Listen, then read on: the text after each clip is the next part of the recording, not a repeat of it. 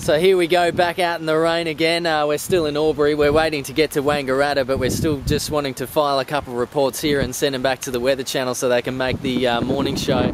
But it's really coming down. The Murray River is actually just down there in that pocket of trees.